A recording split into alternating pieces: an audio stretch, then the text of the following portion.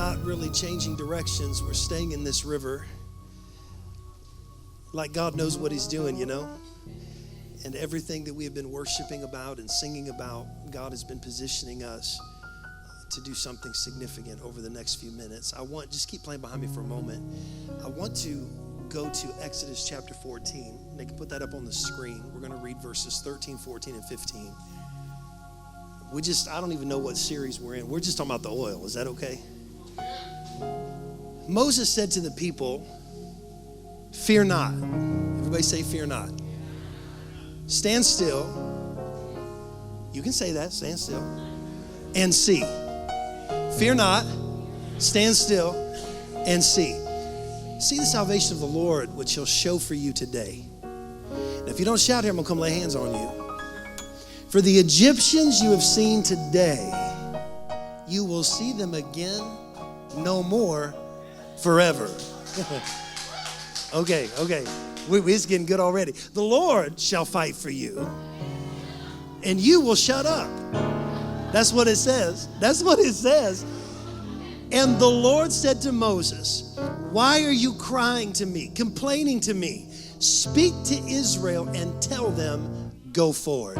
Nudge someone and say, move forward, and clap your hands and give him one more shout of praise. Let's understand here in Exodus chapter 14 that the Israelites are getting ready to see an incredible victory. Pharaoh and his army are going to follow them into the Red Sea. God will take the Red Sea that he parted for Israel and cause it to close on Pharaoh, his horses and chariots thrown into the sea.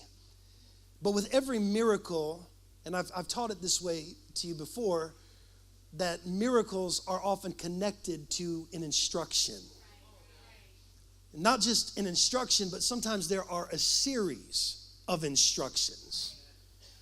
And so we understand in Exodus 14 the incredible miracle of the parting of the Red Sea and Israel crossing and the Egyptians coming in and being killed. But I want to spend a few moments talking about the instructions, because your miracle is often tied to an instruction. And the first, I feel like preaching today, so just come on, help me. The first instruction that God gives Israel is in verse 13, and it is the instruction to fear not. Everybody say fear not. Now look at me, because you really do have to understand what was happening with Israel in the previous verses to understand the importance of this instruction, as well as how difficult it would have been to keep that instruction. Y'all don't want to shout with me, but God doesn't usually give instructions that are easy to keep. He usually tells you stuff that's exactly opposite of what would come natural to you and what would come easy to you. So watch this. He tells them to fear not. Now, he does not say that to them as they're basking in the beautiful sun along the shores of the Dead Sea River, having a good barbecue and a picnic. No, he tells them not to fear when they are at a place where they are being closed in. I'm preaching to somebody today. They are at a place where they cannot move forward, and they're at a place where they cannot move back. The Red Sea is in front of them, and the Egyptian army is behind them. So if they move forward, they die by drowning. If they move back, they die by slaughter. Y'all don't want to help me, but somebody knows what it's like to be in a position where the preacher says move forward, and you like, I can't. And then they tell you, then go back to what used to work, and you're like, I can't move forward, and I cannot move backwards. Death is in front of me, death is behind me, and here comes God like he ain't never had a problem in his holy life, telling me not to be afraid. I'm preaching so much better than anybody in here is shouting. You don't get it. I got stuff in front of me. I got stuff behind me. It's not an easy day. It's not a good day. It is a difficult day. And you show up and say, don't fear. Fear not. That is the instruction. And in this moment where they are pinned in with the Red Sea in front of them and the Egyptian army behind them, they do what all good Christians do. Come on, help the preacher. They begin to panic, and in their panic, watch me, they begin to express regret. Now, if you're a tweeting person, then tweet the mess out of this. You will never find freedom without regret. You will never find freedom without regret. You will never find freedom without second guessing it along the way. Why? Because freedom ain't easy. Freedom is not comfortable. Freedom will cost you conflict. It will cause you a battle. There will be uncertainty as you pursue your freedom. And often in uncertainty, we do exactly what Israel did. And I'm preaching about you and you ain't even shouting like I am. We begin to second guess this process of freedom and healing. Why did we even start it in the first place? Status quo looked a lot better. I'm preaching better than you're shouting. It was a lot easier before things got shook up. Oh, I was bound and I was angry and I was afraid, but at least it was familiar. Did you know there is a certain comfort in your captivity because it is familiar? I can't understand why folk want to stay drunk, but it's familiar. I don't know why people want to stay broke, but it's familiar. There is a comfort in captivity, and until you get uncomfortable in what's made you comfortable, you're going to be stuck. I want to know, do I have anybody that's ready to move forward? You better nudge somebody and tell them, move forward. Miracles are contingent upon an instruction. So watch the instruction. I can't move forward. I can't move back. I'm going to die if I go forward. I'm going to die if I go back. And here God drops 3 instructions on me. Fear not, stand still, and see. Woo. Fear not. And then he gives them a reason why. If you have kids, you know that you can't just give instruction. We want to know why.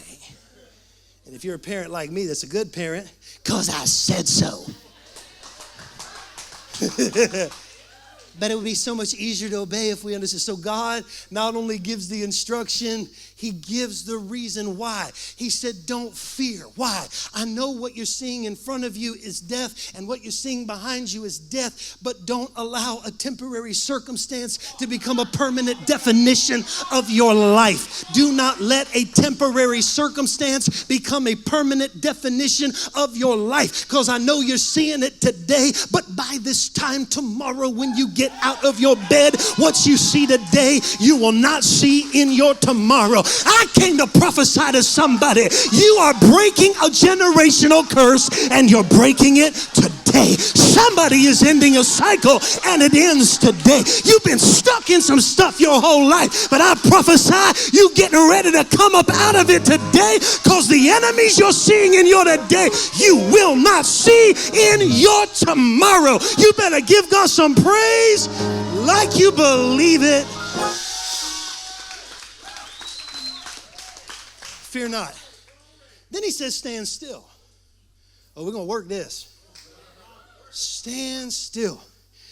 Do you know sometimes the greatest act of faith is to do nothing? Some of what we call as faith is nothing more than emotional and spiritual control. Y'all don't want to help me? You ain't prayed in 6 months until you got sick. And you're petitioning heaven every day and saying, I'm praying faithfully. And God said, no, you're manipulating me. When trouble comes, the church wouldn't have to get on its knees if it was on its knees when trouble came. I need somebody to help me. Sometimes the greatest act of faith is just to let go and let God. That's what the old saints, and it used to tick me off when they'd say it. Let go and let God. I don't want to let go and let. But sometimes the greatest act of faith is to get your hands. Your hands are what messed it up in the first place. Somebody clap your hands and say yes. Sometimes you just got to let go and let God. Then he said, and see. You better be paying attention. I've got kids. I know what it's like to have your attention. They want your attention. Don't miss this, Daddy. You got to be looking, Daddy. And that's what God is saying to his children. You better be watching, because if you blink, you might miss when I do what I'm going to do. And you better wake up every day waiting for me to move, expecting me to move, expecting things to be different, expecting things to change. Fear not, stand still, and see. Now he goes on to another commandment. I've got 2 more. You all okay? Are y'all okay? Hold your peace and let God fight. Watch this, tweetable, tweetable, tweetable, tweetable. As long as you're talking, God is not fighting. As long as you're talking, God is not fighting. In other words, as long as you are defending yourself, God cannot defend you. I'm in a scary season right now because I'm really quiet. My wife just screamed because she knows it's scary when I get quiet. But there are things that I cannot talk about because if I do, I will be defending myself. And I need to shut up, hold my peace, and let God fight the battle. I'm trying to help somebody. Now, this may not be for everybody because sometimes you do got to fight, and you got to know when to fight. I've fought for some of you. I've kept more people out of jail than people have gone into jail. I fight for you. And there's a time to fight. There's a time to war. But there's also a time in the name of Jesus to shut up, to stop defending yourself, get out of the way, and let the Lord fight your battle. This may not be for everybody because somebody might need to fight. But he that has an ear, let him hear what the Spirit is saying to the church. If it's for you, it'll resonate. It is time for you to let go and let God take over the fight. Let me say it to you like this. You have been fighting for yourself long enough. It is time to let the Lord step in and take over your fight. You say, what does that look like? Well, when God goes before you, crooked places are made straight. Low places are brought up. Bars of brass are cut into pieces. I came to tell you, when God is for you, nothing can be against you. And I feel like today, upon your praise, as he did with Jehoshaphat, he's getting ready to fight for you and set out ambushments against your enemy. But you got to clap and give him praise like Jehoshaphat and Judah did. Somebody give God praise and let him fight for you. The last instruction is in verse 15. It's a dual instruction. He tells Moses, stop crying to me, complaining to me, and tell Israel to move forward. We're going to get wrecked here for about 3 minutes. Move forward. Nudge your neighbor and say, move forward. In verse 13, look at me. God says to them, fear not and stand still. That's verse 13. In verse 15, he says, move forward. Y'all better help me. Verse 13, there is no time that's elapsed other than the few seconds in between the words, stand still and move forward. You all sit here like you ain't ever gotten contradictory instructions from God. Oh my God, we could get wrecked here. Anybody that ever got a contradictory instruction, you better scream, pass out, have a fit, whatever. Okay? He says in verse 13, stand still, don't move. Then in verse 15, move forward. Contradictory instruction. But to be honest with you, it's not contradictory. It's rather in God's wisdom showing us, watch me, that it is possible to stand still and move forward at the same time. Oh, y'all don't want to help this preacher on this Sunday? It is possible to stand still and move forward at the same time. Stand in faith. Stand in peace. Stand in confidence knowing God is in control and he is fighting for me.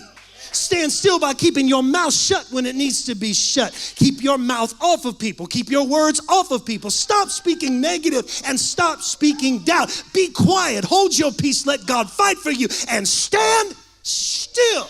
But at the same time you stand still, keep moving forward. Keep pushing, keep pressing, keep pursuing God. Keep gaining knowledge, keep standing, keep believing, keep fasting, keep praying, keep praising, and keep worshiping. May God anoint you that you would know how to stand still and move forward at the same time.